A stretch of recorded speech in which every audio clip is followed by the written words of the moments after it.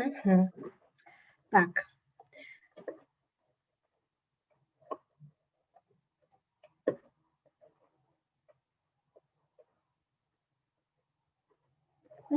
Здорово. Наша трансляция в "Фейсбуке" началась.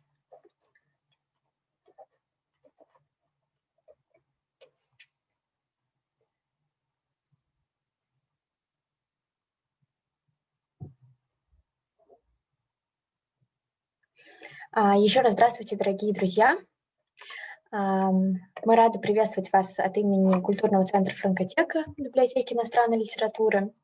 Меня зовут Мария Пан, я являюсь куратором культурных проектов Франкотеки, и сегодня я рада приветствовать вас на лекции в рамках философского ателье Франкотеки, которая посвящена двум важным фигурам в философии Франции. Это Мишелю де Монтенью и Блезу Паскалю.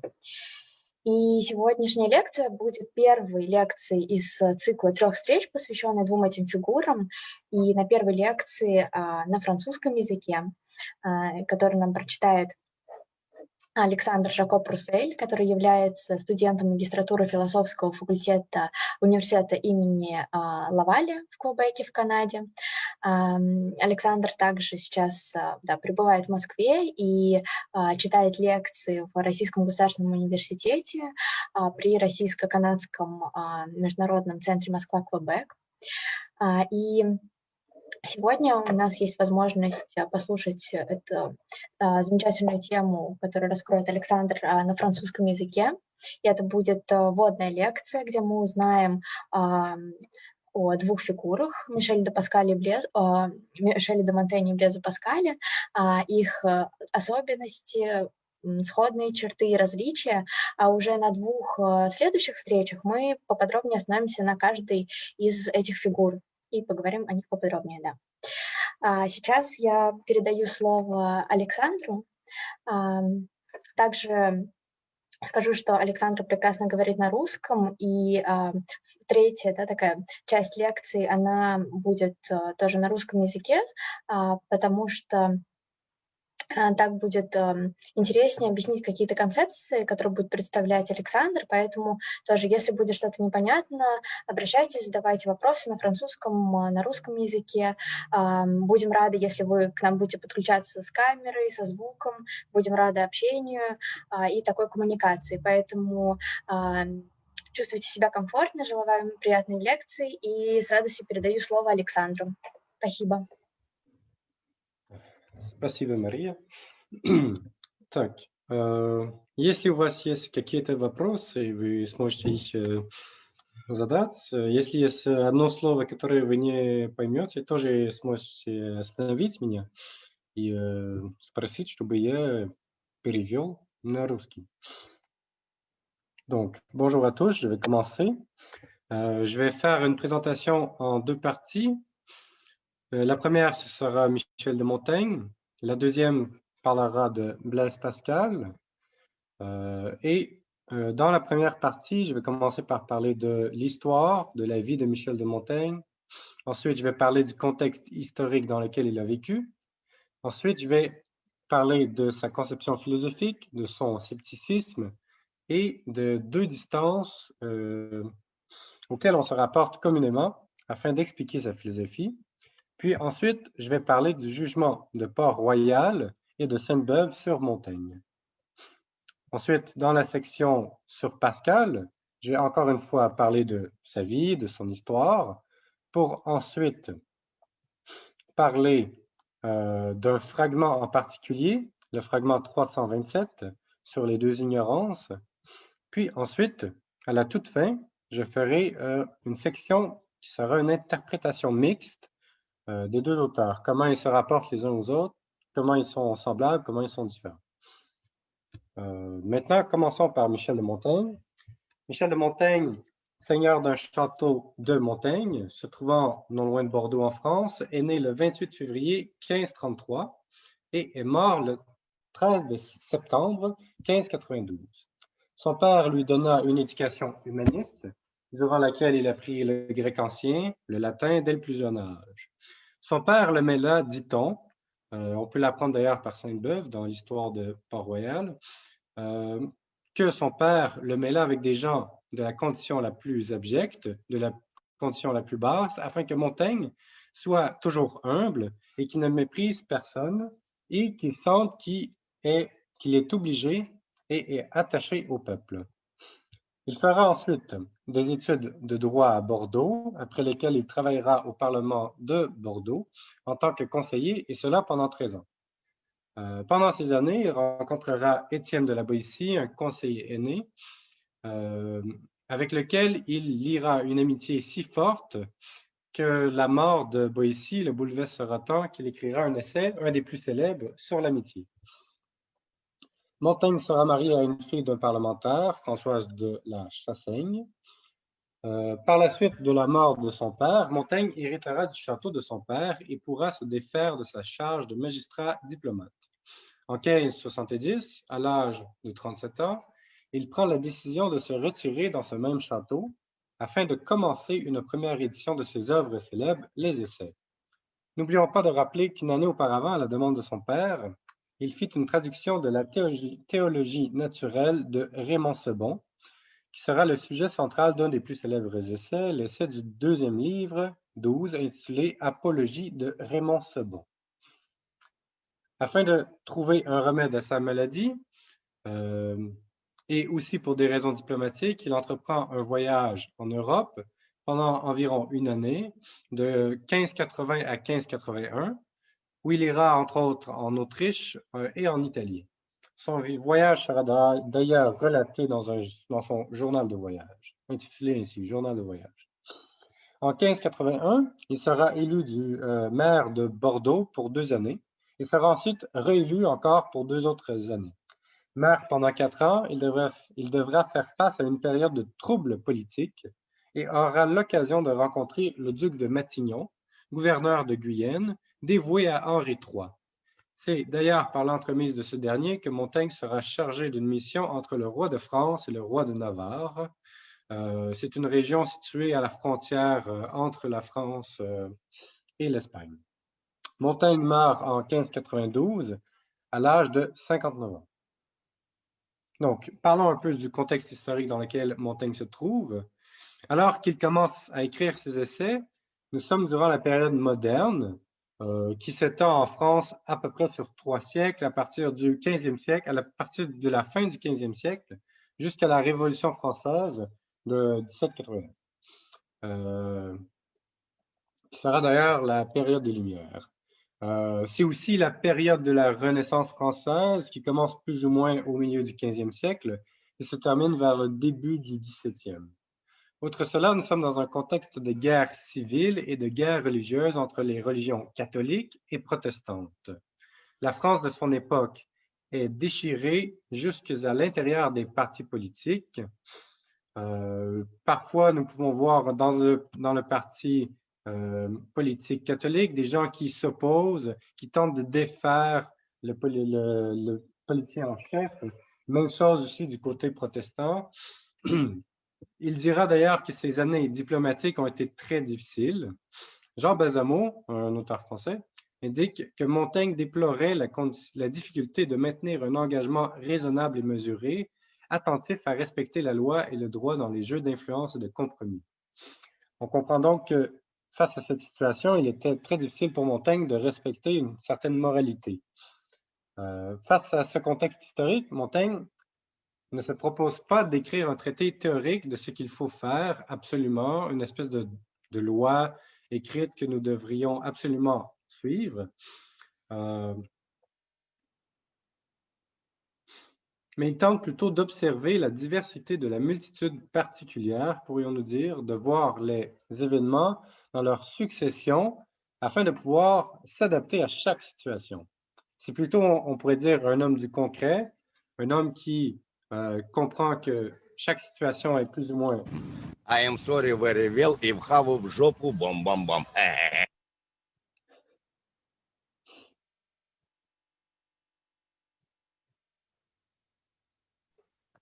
Просим прощения, видимо, у кого-то включился звук. Сейчас наладим. Excuse-moi, Александр. Ничего страшного. Ну, тогда это, может быть, с момента спросить у всех, понятно ли или непонятно. Может быть, я слишком быстро говорю? Или...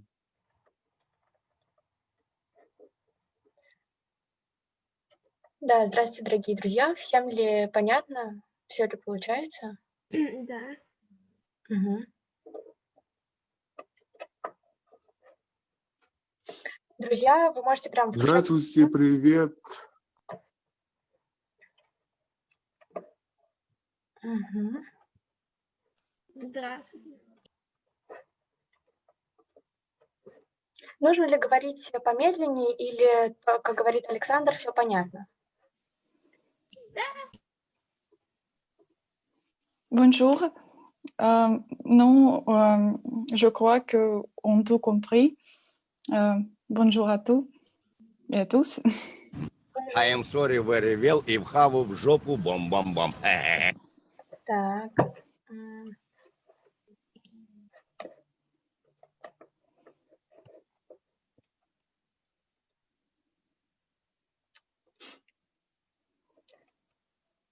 Александр, я думаю, мы можем продолжать. Хорошо. Donc, comme je le disais, Montaigne s'adapte plutôt à chaque situation. Il s'adapte plutôt à chaque situation. Lorsqu'il veut décrire les événements politiques de son époque, il ne procède pas tant par une manière systématique dans le premier livre, mais dans les livres qui suivront, dans le deuxième et dans le troisième, il devient de plus en plus systématique. Maintenant, parlons peut-être du scepticisme de Montaigne. Le cœur de la pensée de Montaigne, c'est en quelque sorte le scepticisme en action, pourrions-nous dire. Qu'est-ce que nous voulons dire par le scepticisme en action? C'est-à-dire que il ne s'agit pas d'une thèse établie, mais d'une pratique. Pour ce faire, il convient, je crois, de prendre l'essai 12 du livre 2, où Montaigne distingue trois types de philosophie. La première est celle qui cherche le vrai et qui le trouve. La seconde est celle qui cherche le vrai et qui affirme ne pas pouvoir le trouver. Et la troisième est celle qui cherche et qui reste en quête. Montaigne se réclame de cette dernière philosophie que l'on surnomme le pyrrhonisme. Sous une forme lapidaire, il est possible de dire qu'il y a deux formes de scepticisme dans l'Antiquité. La première est celle des académiciens, la seconde est le pyrrhonisme. La première n'est pas une entière ignorance. Il s'agit d'une sorte de dogmatisme, alors que le pyrrhonisme est plutôt une philosophie de recherche constante. À la différence du premier, le second scepticisme ne mène pas dans une ataraxie, ne conduit pas à une inquiétude. Généralement, on dit que le scepticisme s'effectue en trois étapes. Il commence par prendre deux thèses opposées qu'il met en suspens, sans choisir entre les deux. Le second moment est celui de la suspension du jugement, de l'époquet, si l'on veut utiliser un terme technique de philosophie. Et le troisième et dernier moment est celui de la tranquillité. Chez Montaigne, ce que nous observons, c'est qu'il n'y a pas de deuxième moment. Que fait-il à la place? Il multiplie sans cesse les jugements et c'est dans cette reprise infinie que se trouve sa recherche. Et il faut, ça me semble, apporter une nuance, il ne s'agit pas non plus de n'importe quoi. Il y a tout de même un souci d'être en quête du vrai chez Montaigne, à l'instar d'une recherche qui veut rendre compte d'elle-même. En d'autres termes, il est possible de dire qu'il s'agit d'une recherche visant l'universel. Visant l'universalité à travers une multiplicité de cas singuliers, mais sans toutefois se fixer dans une cohérence absolue, comme une sorte de scepticisme affirmatif.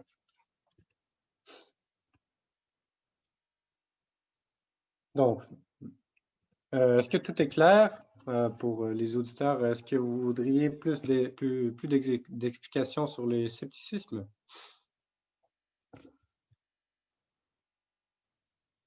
ou je peux continuer. Donc, je procède. Maintenant, nous pouvons aussi parler des deux distances chez Montaigne.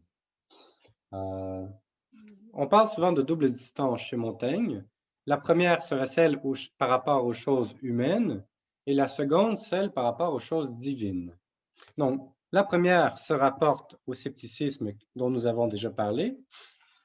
Quant aux choses divines, je crois qu'il convient, afin de comprendre la mentalité générale de Montaigne, de dire quelques mots sur le rapport qu'il entretient avec la foi.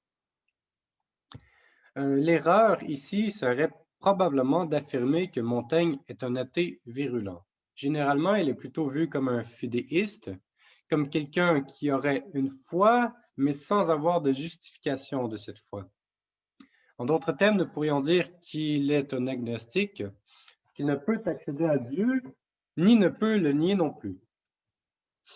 Pour Montaigne, il n'y a pas de théologie, pas de caractère apologétique comme il y en aura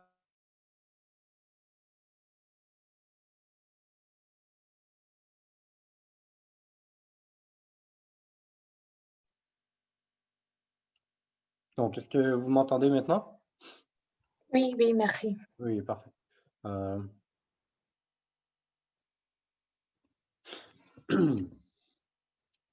Donc, oui, donc il n'y a pas de caractère apologétique. Il ne s'agit pas d'établir des lois, des règles absolues afin de prouver l'existence de Dieu. Non, pour Montaigne, il s'agit plutôt de se rapporter à Dieu sans trop le connaître, de toujours rester à distance de Dieu. Et même qu'un de mes professeurs de l'Université Laval disait rester dans une distance en quelque sorte inhabitée.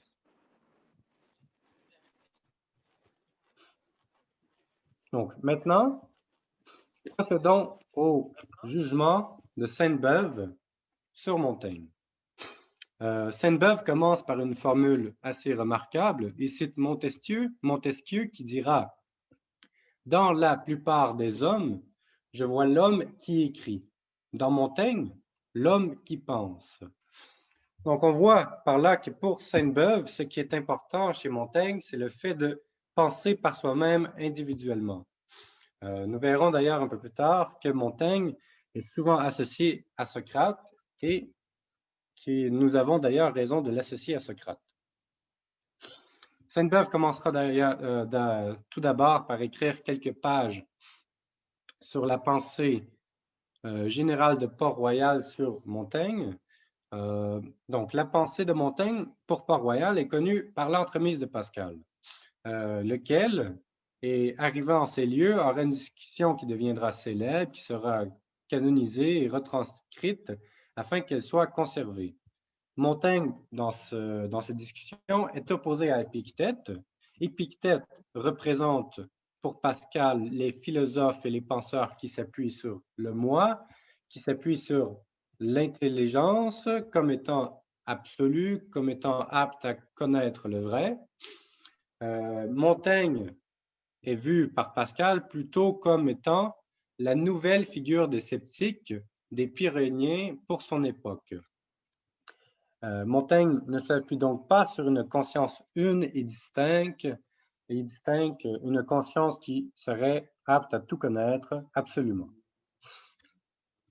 Donc, après ce discours de Pascal, Port-Royal, qui est le lieu religieux de l'époque, considérera Montaigne, bien évidemment, comme étant l'ennemi en raison de son ton badin, familier et enjoué, aussi parce qu'il manque de sérieux. Les jugements à son égard seront nombreux et incisifs. Il sera un peu détesté, il sera vu comme un sphinx moqueur, comme un mauvais génie. Et d'ailleurs, si je me rappelle bien d'une formule de Sainte-Beuve, Montaigne sera vu comme l'esprit noir dans le désert, un peu comme le démon. Par contre, il faut faire une petite nuance, il me semble. Quoi que ce soit les jugements de Port-Royal à l'égard de Montaigne, l'attitude de Pascal est un peu plus nuancée et c'est plus mitigé. Certes, Pascal le critique, mais il le respecte tout de même en tant que son ennemi. Pascal a tellement lu Montaigne que ses pensées en sont imprégnées. Plusieurs phrases, d'ailleurs, se retrouvent mot pour mot dans dans Pascal. Ensuite, Sainte-Beuve parlera d'une critique de Nicole. Nicole, c'est aussi un penseur religieux chrétien catholique français qui, selon Sainte-Beuve, n'a pas très bien compris Montaigne. Donc, pour Nicole, la critique que nous pouvons faire à Montaigne, c'est qu'il accepte trop facilement l'inutilité de la vie. Il commence par se décrire soi-même, il commence par faire décrire ses vices, mais seulement pour en parler dans une sorte de jeu, dans une apparence de sincérité. Autre point aussi que Nicole reproche à Montaigne, c'est le fait d'être silencieux par rapport à Dieu, de ne pas parler de Dieu et aussi de manquer de repentir par rapport à ses vices. Par contre, et Sainte-Beuve le remarque assez bien, il me semble que ce ne soit pas exactement la pensée de Montaigne. Certes, il n'y a pas de repentir de manière claire et précise chez Montaigne, mais il semble que Montaigne a quand même le désir d'éduquer à une sorte de bien, d'éduquer à une sorte de moralité. Il me semble que l'on pourrait dire que chez Montaigne, au fond, le repentir est si sérieux que l'on ne peut pas s'en servir comme une espèce d'acte théâtral où l'on voudrait absolument prouver à notre entourage que nous nous repentons, que nous regrettons un geste. Malgré tout, Sainte-Beuve semble interpréter la réaction de Port-Royal en cherchant un point positif. Il dit que malgré le manque de rigueur intellectuelle dans la critique, ces messieurs voulaient empêcher que ce qui se trouve chez Montaigne à l'état de graines, de germes, de petites forêts flexibles, ne devienne une forêt sombre où chacun se mettrait à se confesser sans confession, par amusement, par art et par ennui. Ce que nous pouvons voir ici, c'est peut-être un rapprochement à la pensée des Lumières. Nous pouvons prendre par exemple Rousseau, qui se confessera, mais qui peut-être le fera un peu plus par amusement, par ennui, et aussi à d'autres penseurs français qui feront la même chose. Donc, Sainte-Beuve, ensuite, veut rapporter au lecteur et à tout penseur la valeur véritable de Montaigne.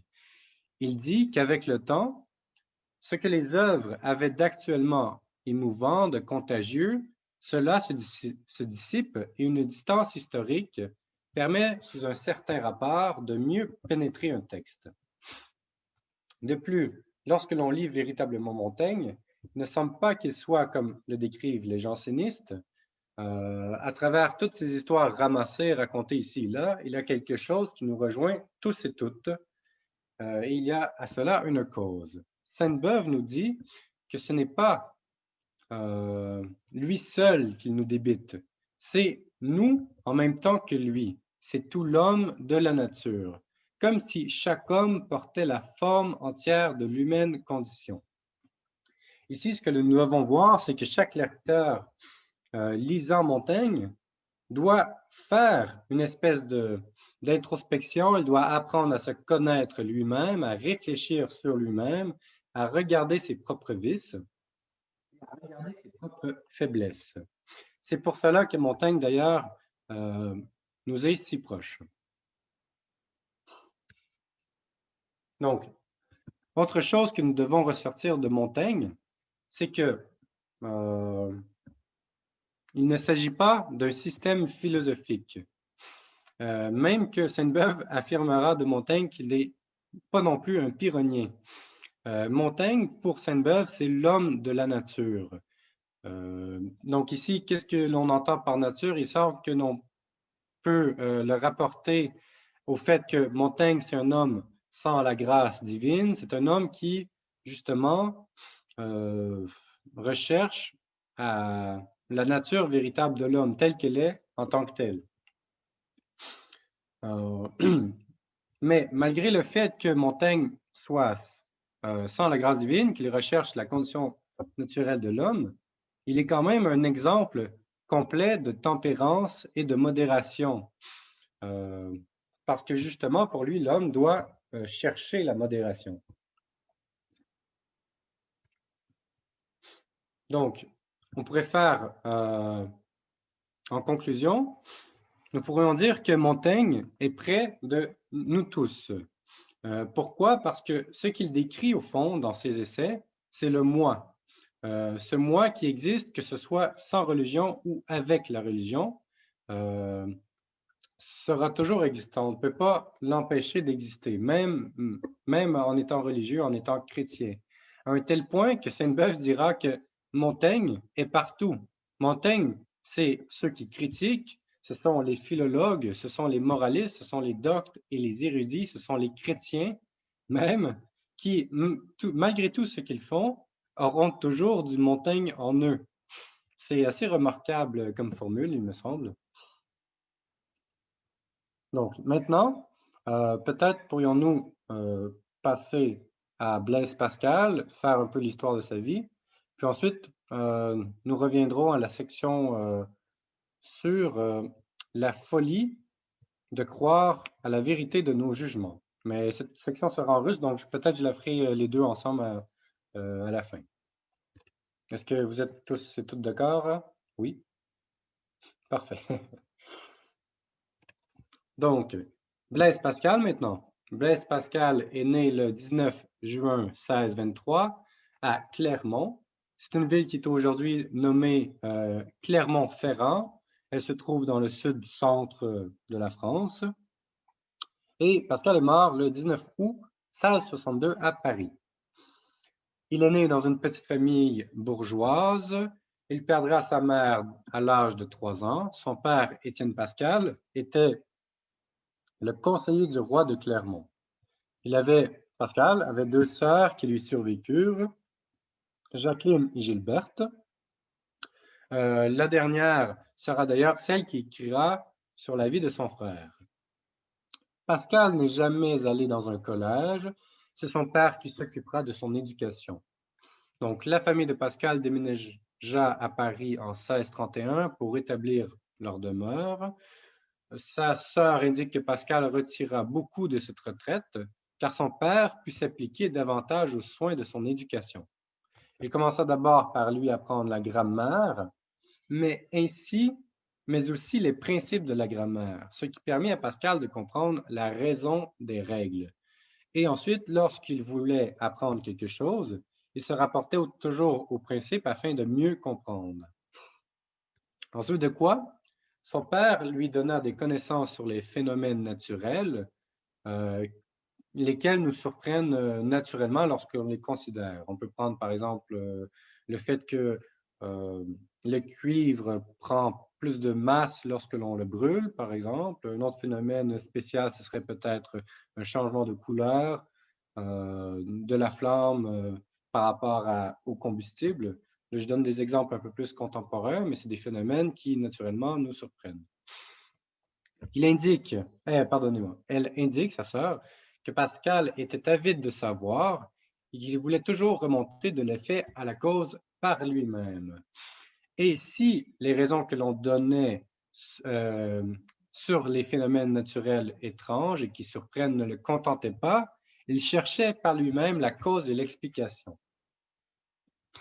On rapporte d'ailleurs qu'après un épisode à la maison où quelqu'un frappa d'un couteau une assiette de faïence, comme il s'est rendu compte que cela rendait un grand son, il a aussi fait d'autres tests. Il a mis sa main sur l'assiette de faïence et s'est rendu compte que cela arrêtait le son. Et par la suite, n'étant toujours pas satisfait du simple fait visuel ou de la simple réception sensible, il a entrepris de savoir la cause d'un tel phénomène à un tel point qu'il écrivait à l'âge de 11 ans un traité des sons qui, selon les scientifiques de son époque, s'avérait quand même plus ou moins adéquat à la réalité.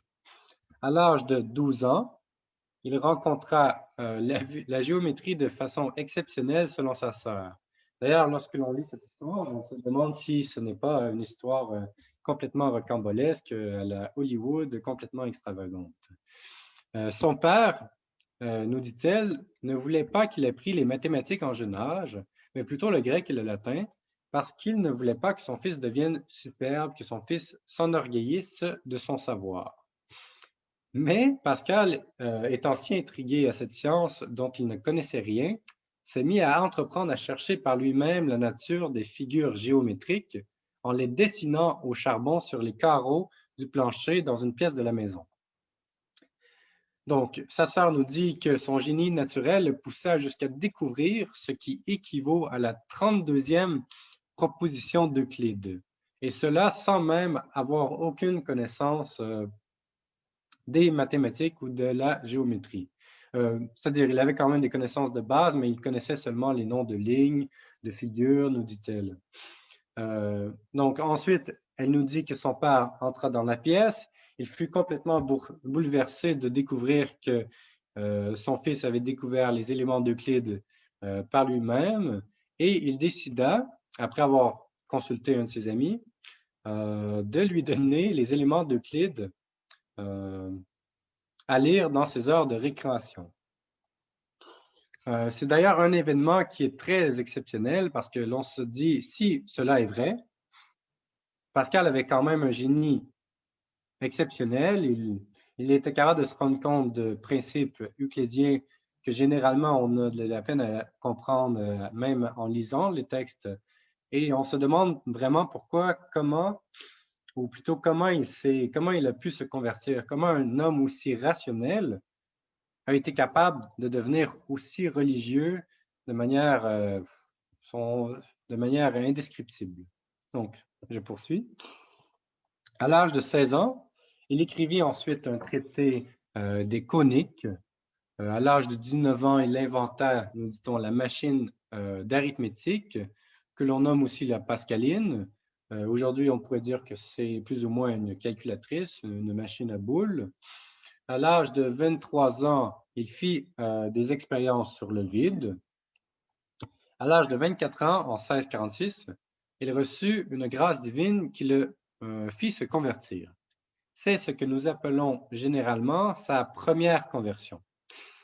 Donc, il comprit, nous dit sa sœur, que la seule chose nécessaire dans la vie est de vivre pour Dieu. Et selon sa sœur, encore une fois, il laissa toutes les autres connaissances ainsi que les recherches pour s'appliquer seulement à la religion. Donc, par contre, il est difficile d'accepter ce point sur la vie biographique de Pascal parce que nous savons que la majorité des œuvres de Pascal dans le domaine scientifique auraient été écrites durant sa période mondaine qui vient de 1647 à 1654. Donc ici, il y a peut-être des difficultés d'interprétation historique par rapport à la vie de Pascal. Donc la période mondaine, c'est justement, comme je viens de le dire, de 1647 à 1654. Durant cette période, Pascal fera d'autres expérimentations sur le vide. Il fera des expérimentations sur la pression atmosphérique et aussi sur la réaction des fluides. C'est d'ailleurs pour cela que l'on utilise le terme Pascal lorsque l'on se rapporte au kilopascal. La nuit du 23 de novembre 1654, alors que Pascal avait 31 ans, Pascal connaît une expérience mystique qui chamboulera sa vie. C'est ce que nous appelons généralement la seconde conversion. Elle nous a été transmise par son mémorial que nous trouvons généralement au début des pensées de Pascal. Donc, oui. Dans ce mémorial, il fait tout simplement la description de son expérience mystique. Parfois, il n'y a aucune, parfois même très souvent, il n'y a aucune phrase complète, que des mots. C'est assez exceptionnel et même très spécial à lire, je vous le recommande. Donc, à partir de ce moment, Pascal se retire du monde, ou plutôt, il veut se retirer du monde, et vivra avec les jansénistes de Port-Royal en 1655. Il écrira durant cette période les Provinciales, 18 lettres qui défendaient ses amis jansénistes, qui s'opposaient aux jésuites. Ces lettres auront une grande influence sur la conscience française. D'ailleurs, Voltaire et Rousseau s'inspireront de ce style. Ces écrits, d'ailleurs, seront d'une telle finesse que les premiers lecteurs de Pascal seront surpris même qu'un géomètre puisse avoir un tel style en français, un tel style d'écriture. Donc, parmi les inventions aussi que nous rapportons à Pascal, il y aurait les carrosses aux 5 sols, c'est-à-dire une monnaie, qui serait comme un premier système de transport en commun à Paris. Et oui, donc Pascal meurt en 1662.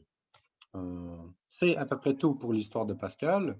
Si vous le voulez bien, maintenant, je pourrais passer à la section en russe, expliquer un fragment un essai de Montaigne, et ensuite expliquer une pensée de Pascal, afin qu'on comprenne plus profondément la pensée des auteurs. Puis ensuite, je reviendrai en français pour expliquer les rapports qu'entretiennent ces deux philosophes.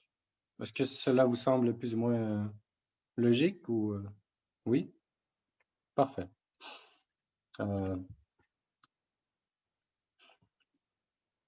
Donc, pardonnez-moi. Так, сейчас я буду говорить про опыт.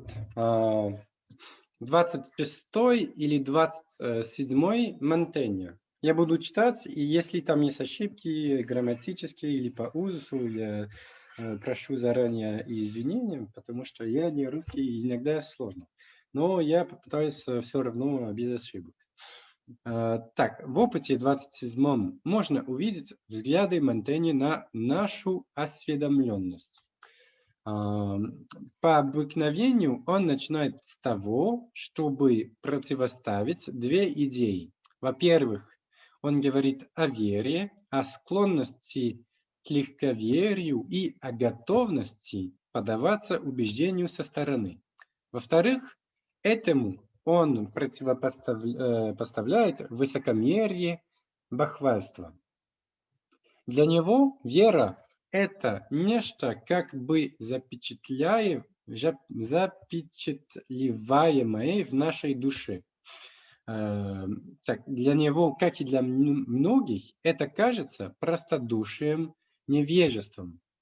Когда душа стойкостью не обладает, когда она сгибается под тяжестью первого обращенного к ней убеждения,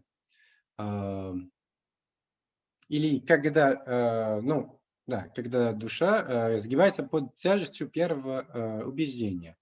Он тоже аналогически объясняет, что это такое вера для него. Это как чаша весов, опускающаяся под тяжестью груза. С другой стороны, он рассматривает подробно, что для него бахвальство. Как обычно, он начинает, говоря о себе, не для того, чтобы хвастаться, а скорее для того, чтобы признаваться в своих ошибках. Здесь, кстати говоря, можно привести его цитату из опыта об искусстве беседы, где он говорит, что выставляет на показ и осуждает собственные недостатки, чтобы научить кого-либо опасаться их. Здесь кажется, что он делает то же самое в этом опыте. Он хочет нам сказать, что надо опасаться глупого бахвальства. Что плохого в этом для него? Он говорит, что презирать и считать ложным то, что кажется невероятным, это порок всех, кто считает, что они превосходят знаниями других.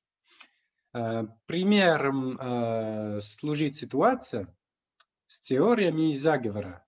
Часто мы слышим невероятные истории, где, например, рептилии прибыли на Землю, чтобы над нами господствовать. Какой у нас инстинкт обычно? Это просто мы говорим, что это невозможно, потому что невероятно. Конечно, вот этот пример, наверное, для Монтэня тоже, тоже ложно, но все равно это понятно, что мы имеем в виду, когда мы говорим невероятный случай. Для него надо научить свой разум не осуждать, что бы то ни было с решительностью, то есть не ставить крест на этой проблеме. Это сродни призыву к смирению, приниженности, к самой важной идее Сократа, которую он выражает в апологии. Знать, что мы не знаем, и знать свою реальную природу. И для Монтэня это схоже, поскольку он говорит, что если мы считаем, что мы полностью понимаем природные явления, то это ведет к безумию. Человек настолько незначительное существо по сравнению со Вселенной, что его инструментарий слишком незначителен для ее понимания. Для него наша уверенность в понимании вещей ошибочна. Он снова приводит сократическую идею двойного невежества. Если мы думаем, что понимаем мир вокруг нас, то это потому, что мы постоянно имеем с ними дело, потому что мы просто привыкли к нему и больше не думаем о нем. Все естественные явления, которые непрерывно предстают нашему взору, недоступны для него, нашему разуму. Кто понимает Вселенную? Кто может достичь ее концов? Кто понимает, например, когда она начала существовать? Кто понимает, как это возможно, что понятие времени относительно, что время это не константа, что это непостоянная единица? Кто понимает, как человек может найти истину и создать, в кавычках, новые законы физики, которые со временем перестанут действовать. Можно много примеров привести, чтобы объяснить, что имеет в виду Монтень. И, кстати, цитата, которую он приводит, прекрасно описывает объект его критики. Она гласит: «И каждый, утомившись и пресытившись созерцанием, не смотрит больше на сияющую храмину небес».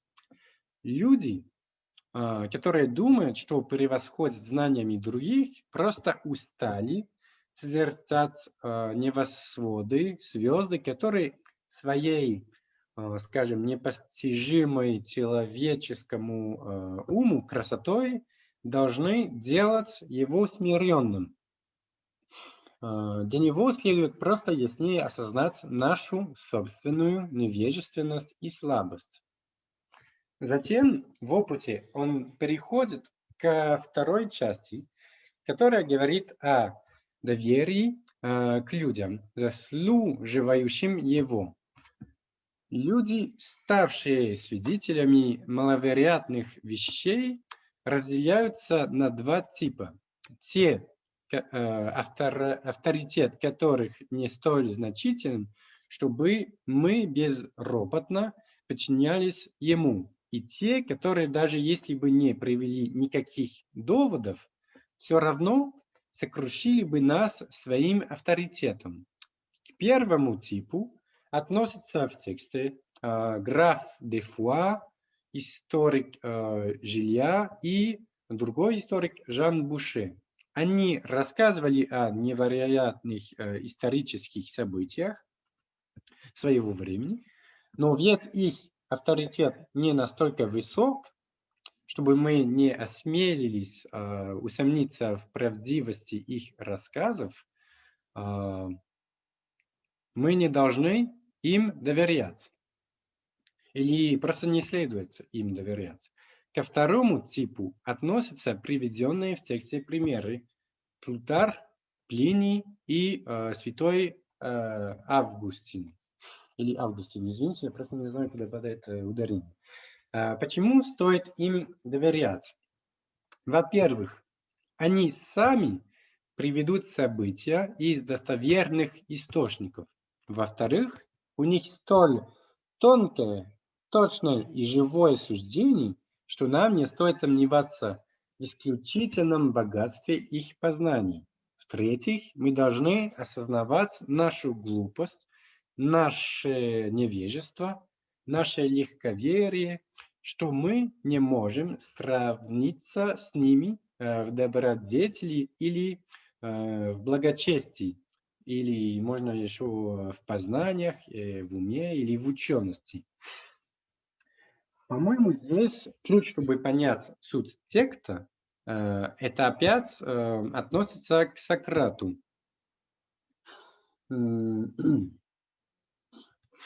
Кроме того, кажется, что еще суть текста – это доверие друг к другу, как явление узов общества, если я могу так говорить. Ну, может быть, да, но что, вот, как это сказать? Можно говорить, что узы общества являются доверием. Вот, может быть, подробнее рассмотрим, что это значит, приведя несколько примеров.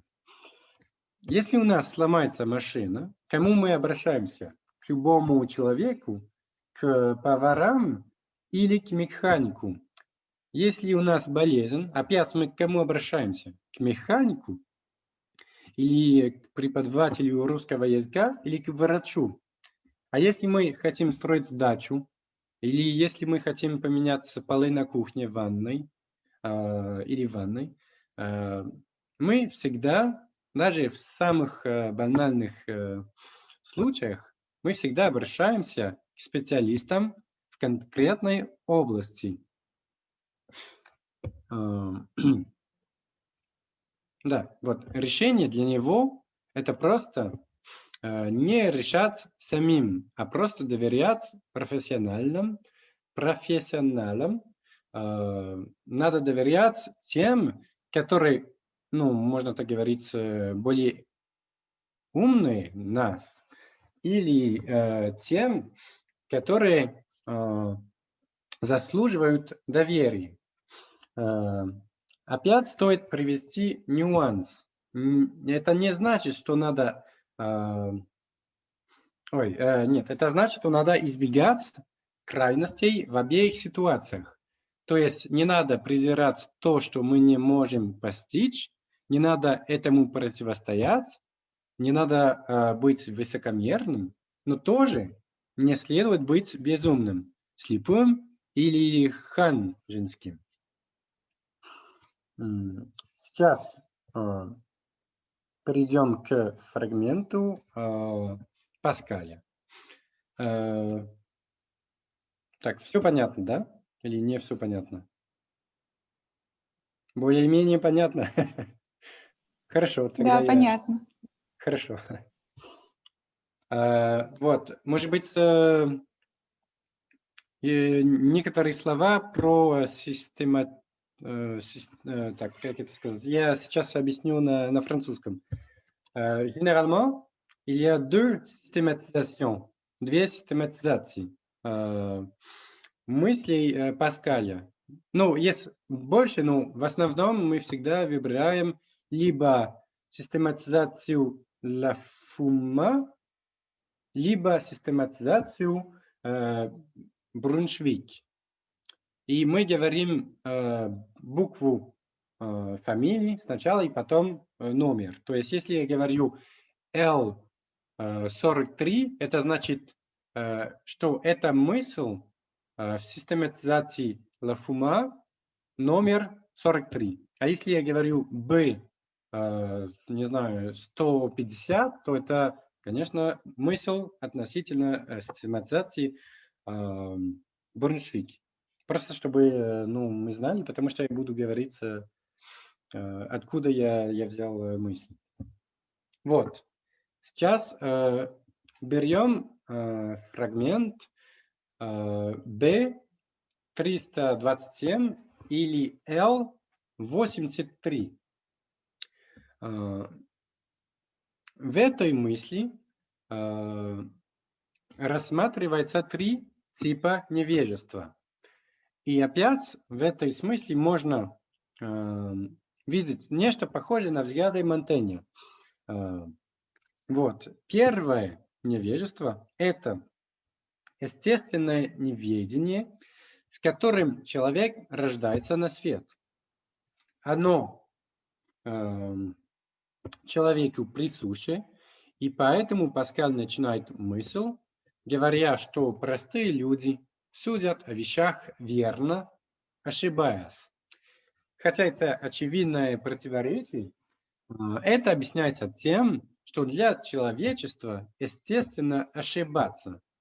К тому же здесь можно понять, что Паскаль критикует тех философов, или, как он говорит, полумудрецов, которые презирают простолюдинов от того, что они думают, что превосходят последних знаниями. И в этом они более невежественны, ведь не понимают, что человек – существо невежественное. Второе, может быть, я могу привести пример, чтобы разъяснить. Естественное неведение – это просто когда, не знаю, как у детей, они не знают ни букв, они не знают ни математики, они, в принципе, даже не знают своего имени. И поэтому это называется естественное неведение. Но потом мы начинаем учиться предметам, мы начинаем выучить, не знаю, стихотворение на школе, и мы станем, более-менее умным, или просто мы имеем больше знаний. Вот. Второе неведение для Паскаля – это умное невежество. То есть это невежество, сознающее себя как таковое. Это неведение доступно только великим умам, которые, наверное, начали рассматривать мир и искать первопричину или причины происхождения естественных явлений. И они думали, что могут их найти. Но после некоторого времени они осознают свою слабость и свое естественное невежество. То есть опять здесь это нечто похоже на Сократа. То есть они к концу придут к тому, что они знают, что не могут полностью знать о мире. И вот к третьему типу относятся те, которые начали искать причины происхождения естественных явлений или искать первопричину мира. И сделав это, они утратили первую крайность неведения, когда мы ничего не знаем, но они не достигли и никогда не достигнут другой крайности, то есть другого неведения, где мы сознаем свое неведение.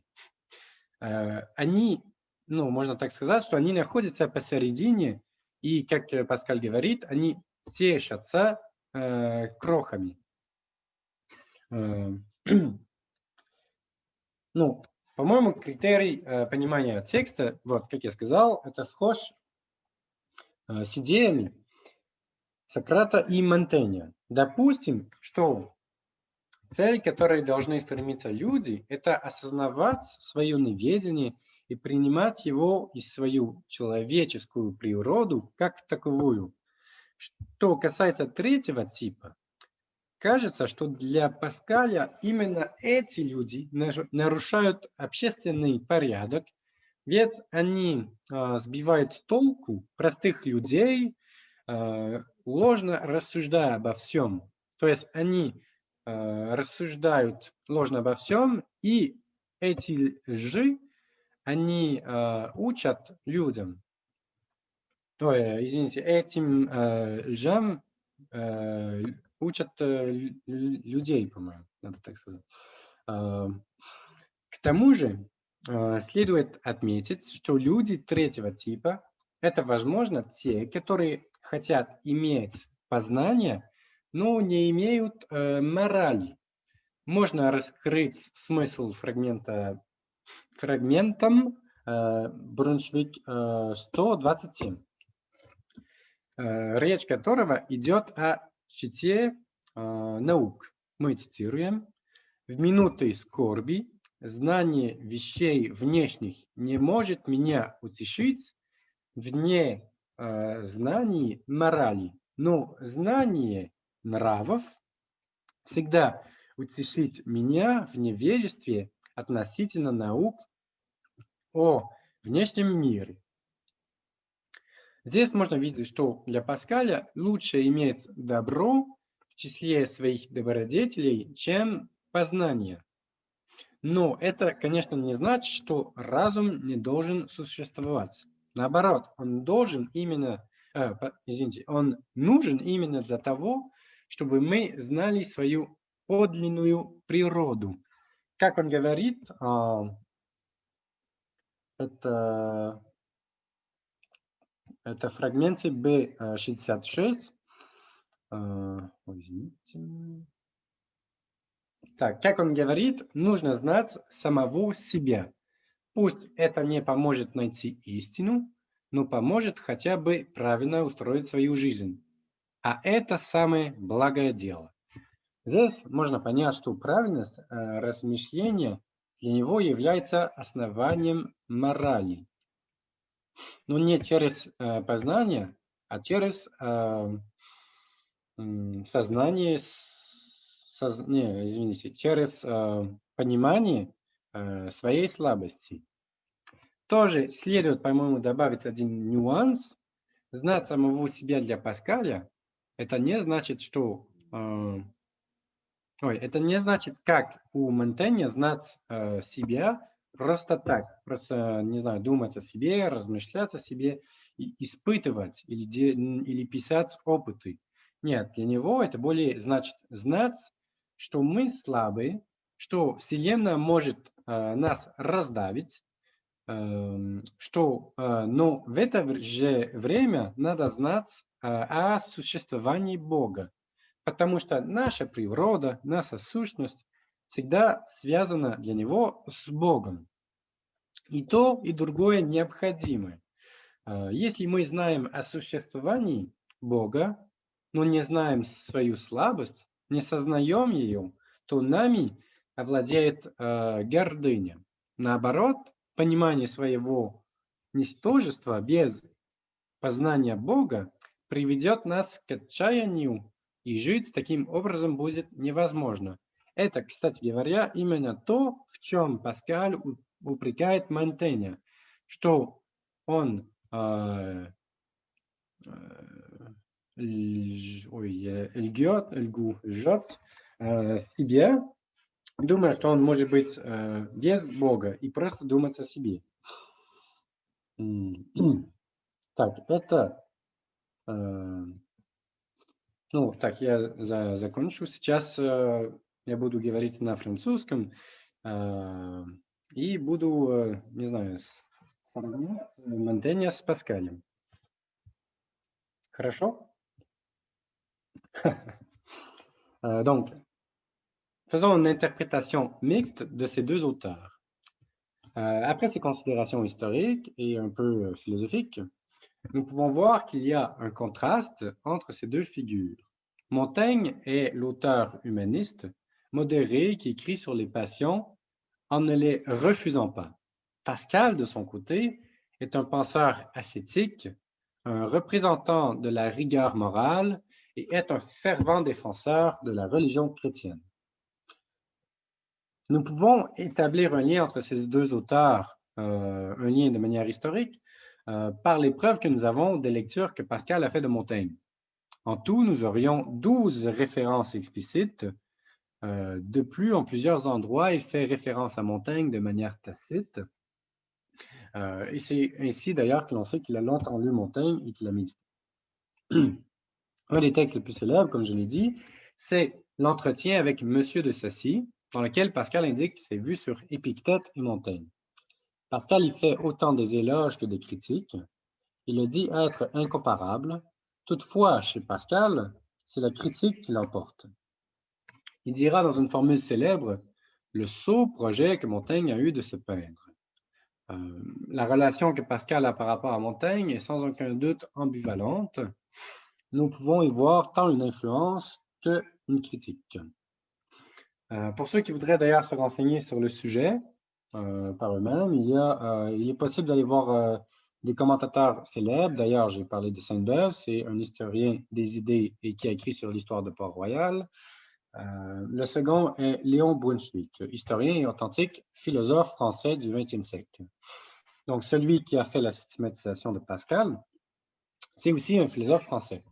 Il a écrit d'ailleurs des textes très intéressants sur l'expérience socratique, sur le devoir des enseignants ou des professeurs. Donc, maintenant, que dire de plus par rapport à la relation qu'entretient Pascal avec Montaigne? Il semble que pour de nombreux intellectuels, il y a un profond accord qui cache un désaccord complet. Dans un premier temps, nous voyons que nous pouvons faire un premier diagnostic commun. L'humain est faible et il oublie qu'il soit faible. Pascal portera une attention particulière à l'idée que l'homme est présomptueux et sera sensible à ce scepticisme de Montaigne. Dans un second temps, nous voyons un étonnement commun. Je fais une citation. Ce qui m'étonne le plus, c'est que tout le monde n'est pas étonné de sa faiblesse. Donc, encore une fois, c'est ici le fait de la double ignorance de Socrate. Qu'est-ce qui est commun, en quelque sorte, chez Montaigne et chez Pascal? C'est le fait que nous ne savons pas que nous sommes faibles, que nous ne savons pas que nous sommes ignorants, que nous ne pouvons pas connaître absolument le monde qui nous entoure. Après ce diagnostic commun, il me semble qu'il est important de voir où se situe la distinction radicale entre ces deux penseurs. Nous pourrons dire d'une certaine manière qu'elle est dans la finalité de la vie, dans le but de la vie, dans le sens de la vie. Pour Montaigne, il nous suffit de prendre en considération notre faiblesse, d'avoir une éthique modeste qui serait pour lui vivable. Pour Pascal, il nous faut nous tourner vers la religion chrétienne, avoir l'espérance chrétienne. Pour Montaigne, c'est plutôt assumer sa faiblesse. Alors que pour Pascal, c'est la reconnaître, en ressentir une angoisse et aussi la dépasser, mais non pas par nos propres moyens, mais par l'aide de Dieu. Donc, par rapport à la mentalité de Montaigne, un commentaire de Sainte-Beuve semble aussi bien expliquer la chose. Il dit que Montaigne veut au fond faire du misérable animal qu'est l'homme un animal heureux. Ici, il me semble que l'on peut voir justement une indication à une vie un peu tranquille, une vie un peu modeste qui serait dans un juste milieu. Donc, en d'autres mots, le caractère commun se trouve dans le fait que, cherchant la vérité, nous ne pouvons la trouver par nos propres moyens. La séparation se trouve toutefois dans l'acte qui suit cette prise de conscience de la limite de notre intellect. Pour Montaigne, nous consentons à nos incertitudes en prenant acte de nos limites. Pour Montaigne, nous abandonnons le terrain de la raison pour nous tourner vers une vie avec le Christ, une vie religieuse et une vie dans la charité. C'est ce qui conclut ma présentation. J'espère que j'ai été plus ou moins clair. Sinon, j'espère que vous allez me faire des commentaires afin que je puisse à l'avenir être plus clair. Merci de votre attention.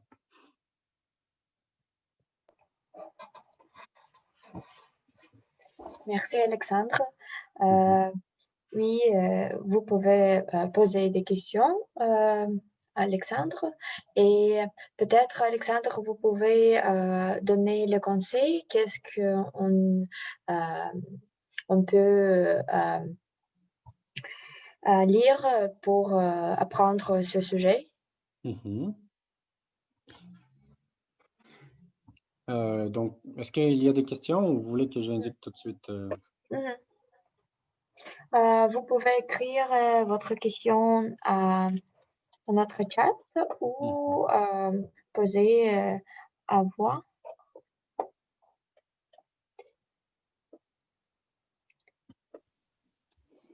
Alexandre, merci beaucoup pour votre discours très intéressant.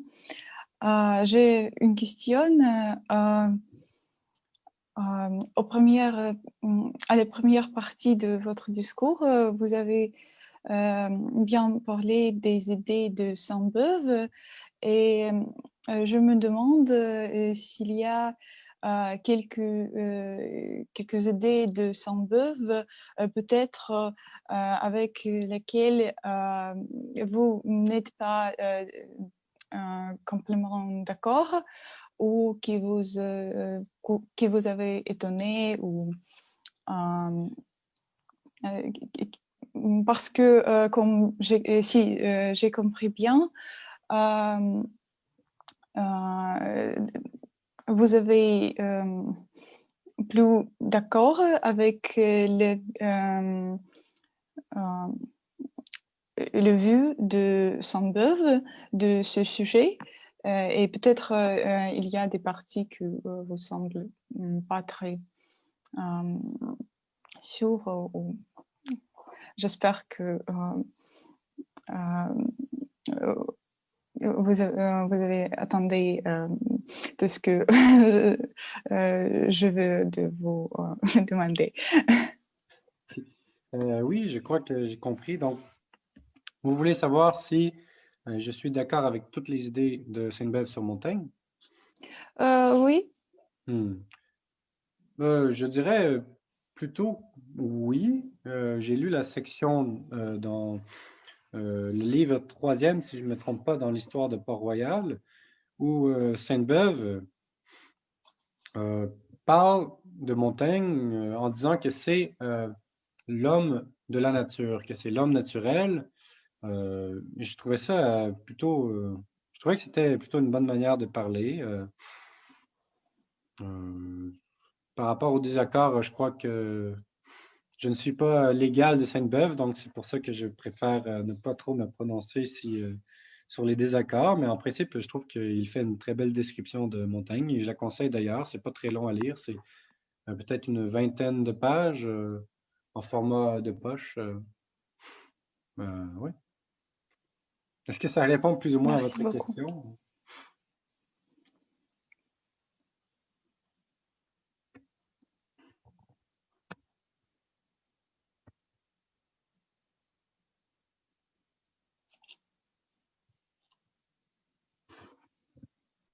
Donc, si vous voulez, je peux aussi conseiller quelques lectures pour commencer.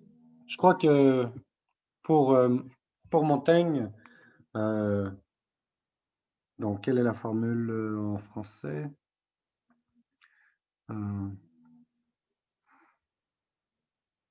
Donc en français, c'est de l'art de conférer. Donc, Iscusta bicide. Je crois que si l'on commence par cet essai de Montaigne, ça donne une bonne vue générale. C'est aussi même très agréable à lire pour réfléchir soi-même à ce que nous devons faire. Je crois que sur l'amitié aussi, c'est un essai que tout le monde doit lire. Il reprend un peu la classification classique d'Aristote, de Platon, plus d'Aristote que de Platon, mais généralement, ça reste semblable chez les Grecs, chez Platon et chez Aristote. Et il parle aussi de son amitié parfaite qu'il a eue avec Étienne de la Boétie. Sinon, que pouvons-nous lire de Montaigne d'intéressant? Peut-être justement l'essai sur la vanité, sur quoi d'autre? Sur la modération. C'est assez intéressant. Un autre essai très important d'ailleurs que l'on peut comparer avec la pensée de Pascal, c'est l'essai sur diversion ou le divertissement. Pour Pascal, je crois qu'il faut donc lire les fragments. C'est difficile d'en suggérer, mais je crois que si on feuillette, c'est la meilleure manière de procéder. Peut-être aussi lire les sections de Brunswick. Généralement, j'ai vu que les éditions russes en russe bon, étaient basées sur une autre systématisation. Il y a aussi une édition que l'on trouve sur Internet dans Im Werden, qui est basée sur la systématisation de la FUMA. C'est ce que je peux conseiller comme ça.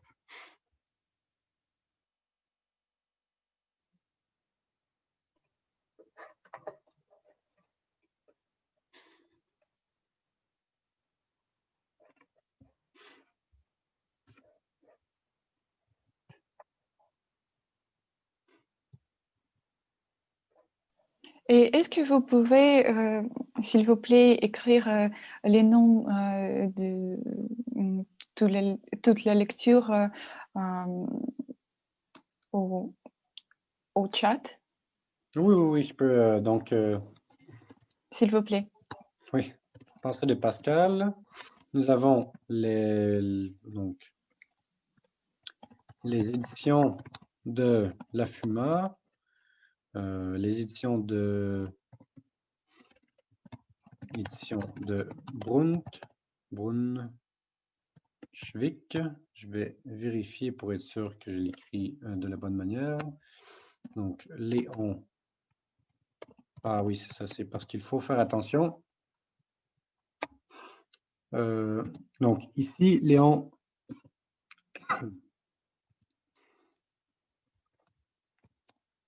Brunswick.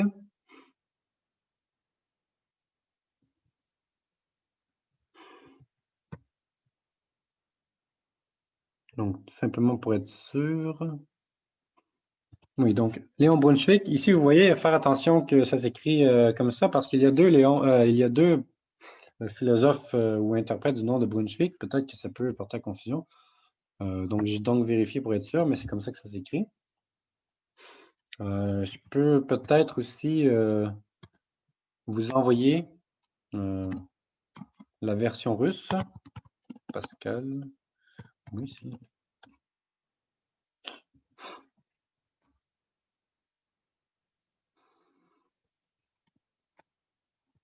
Donc, ici, dans le lien, on a les pensées de Pascal en russe. Il y a deux systématisations. Le premier chiffre, c'est la FUMA. Et le chiffre entre parenthèses, c'est Brunswick. Par rapport à... Donc, je peux peut-être écrire Sainte-Beuve, histoire... Oui, tout est en russe. Donc, Sainte-Beuve, histoire de Port-Royal. Ça se trouve sur Gallica, histoire de Port-Royal. C'est un site français où est-ce que l'on peut trouver des textes en PDF, en format PDF. Donc, il écrit ici gallica.bnf.fr,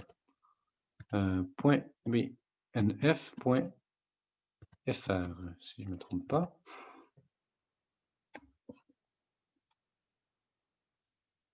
Oui, donc ça, c'est le site que nous utilisons pour aller chercher des œuvres en PDF. Donc, qu'est-ce que j'ai dit aussi? Donc, par rapport à Montaigne, ça se trouve assez facilement sur Internet. Une plus ou moins bonne édition, selon ce que je peux dire de la langue russe, mais c'est sur le site. Donc, non, ce n'est pas sur ce site-là. Ah, donc c'est sur ce site-ci. Nous avons, je vous l'envoie ici. Donc ici, Psylib, on a les essais de Montaigne en russe, les 3 livres. Il y a aussi les notes par rapport aux références, c'est plus ou moins, plus ou moins bien, je trouve. La traduction aussi est très claire. Parfois, j'ai vérifié avec le texte. C'est sûr que il me semblait un peu plus clair dans la langue russe que dans la langue française, parce que c'est comme s'il y avait une espèce de standardisation qu'il n'y a pas chez Montaigne. Bon, par rapport aux essais de Montaigne, c'est vrai que j'ai oublié de dire ce que les essais signifiaient, pourquoi on utilise output aussi en russe, mais bon. Donc, si on veut chercher les essais, on peut aussi les trouver sur le site de gallica.bnf.fr. Essais Montaigne. On peut aussi les trouver livre, un PDF.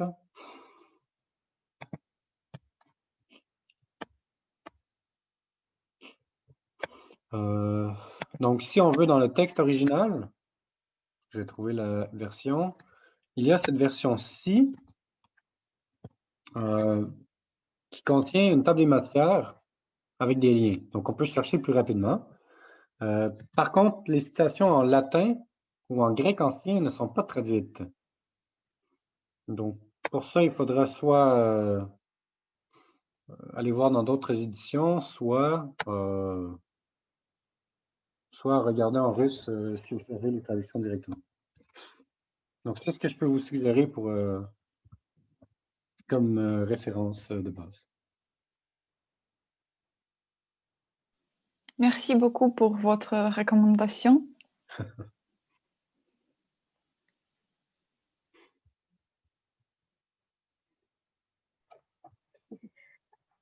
Alexandre, et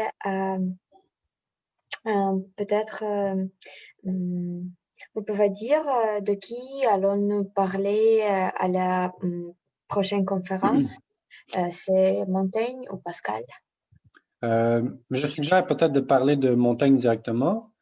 Je vais choisir un ou deux essais que nous pouvons lire ensemble. J'imagine que vous pouvez les lire dans une version traduite ou modernisée en français. Si vous voulez lire en français, ce sera plus facile, peut-être pour vous.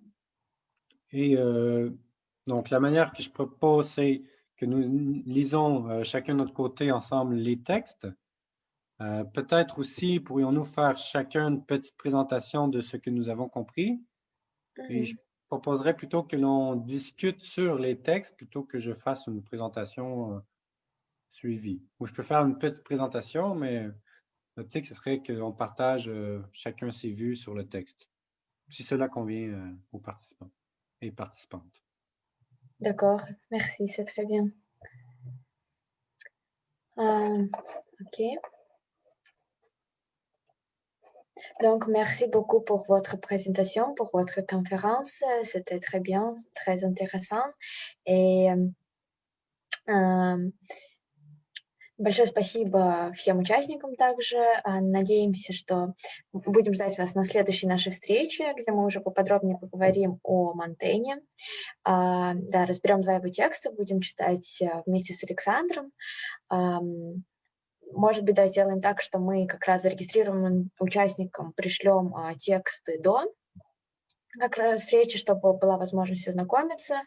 И будем уже вас ждать в следующий раз, чтобы уже активно тоже больше взаимодействовать. Можно задавать Александру вопросы, что-то уточнять. Надеюсь, лекция вам была полезна. Также обращайтесь в чат, чтобы взять полезные ссылки, которые порекомендовал Александр. Александр, вам передают спасибо в чате большое за лекцию.